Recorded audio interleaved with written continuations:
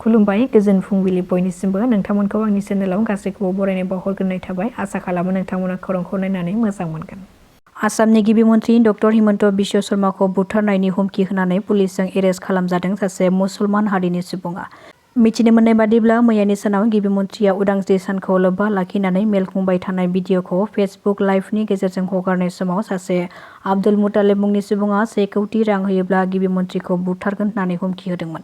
नाथाय जेब्ला हुमखि होनायनि पस्टआ गिबि मन्थ्रिनिसिम सहैनाय लोगो लोगोनो पुलिसनि गोख्रों संदाननायाव आब्दुल मुतालिबखौ हमनो हादों। खौरां मोननाय बादिब्ला हमजानाय आब्दुल मुतालिबखौ मरिगावनि बरालिमारिनि होननानै मिथिहोदों। नाथाय बे जाथायखौ लानानै हमजानाय आब्दुल मुतालिबा गिबि मन्थ्रिखौ बुथारनायनि हुमखिखौ गाव होआखै आरो बेखौ गावनि सोरबा सावगारि दोननानै नंखाय फेक एकाउन्ट खुलिनानैसो होदों होननानै मिथिहोदों आरो गावखौ सासे दर्जिनिसो खामानि मावो होननानै सिमान लादों। नाथाय जाथायखौ लानानै दासिमबो थार बिजिरनायखौ पुलिसआ सोंनाय फिननाय खालामगासिनो दङ। रायजोआव फिन फरायसालिनि समखौ सोलायनायनि थांखि लादों सोरखारा।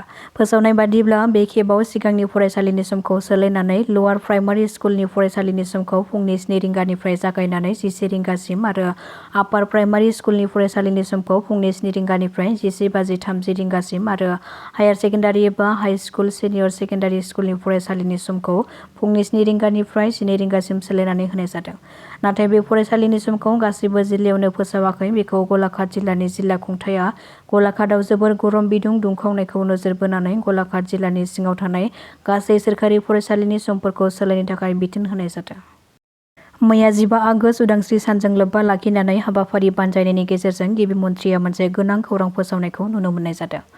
गिबि मन्थ्रिया फोसावनाय बादिब्ला बे खेबाव साख्रिआवला फिसायफ्रा हिन्जाव गिबिखौ गारनानै नैथि हिन्जाव गदाय लाबावोब्ला खैफोदाव गोग्लैगोन। नैथि हिन्जाव गदाय लायोब्ला साख्रिआवला फिसायनि दान बान्थाखौ 20% दाननानै होनाय जागोन आरो बे 20% हिन्जाव गिबिनि एकाउन्टआव सोनानै होनाय जागोन।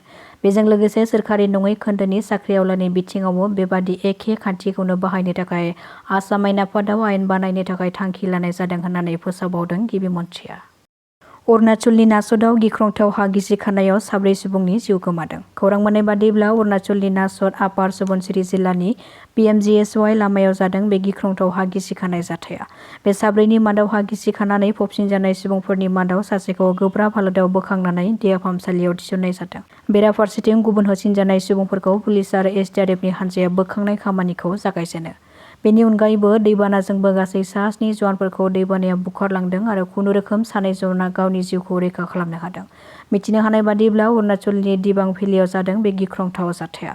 बुखारलांजानाय 7नि मादाव 2आ खुनुरोखोम रैखा मोनदोंब्लाबो ITBP आरो पुलिस SDRFनि हान्जाया गुबुन 5 जवानखौ गोबां नागिरसेयावबो नागिरनानै मोननाय जायाखै होननानै मिथिहोदों आरो दासिमबो बिसोरखौ नागिरनाय हाबाफारिया सोलिबाय थादों होननानै सुलुंनि गेजेरजों फोरमायदों। दिमा हासावआव गिख्रंथाव लामा जाब्रबथायजों सासे पुलिस जवाननि जिउ खहा।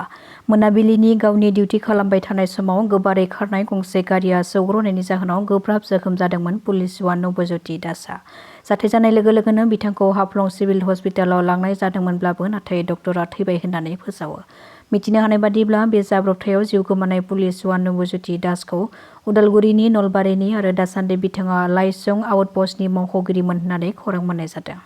बड'फानि नामाव थांनाय सरकारा मोनसे सुपार 50 कचिं सेन्टार सालायदों।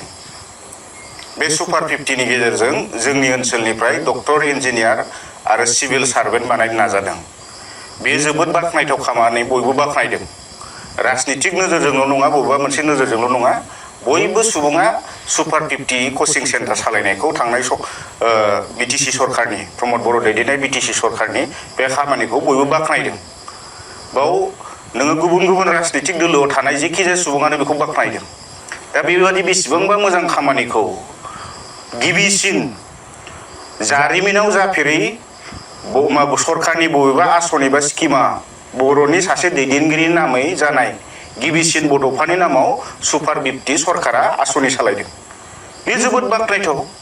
दिनै बेखौ जुदि बोखारनो होननानै बे आसनिखौ दिनैनि सरकारा बे आसनि बड'फानि नामाव बे आसनि दोननायखौ मुंखौ बोखारनो नागिरनाय माने मा खालामनाय जादों?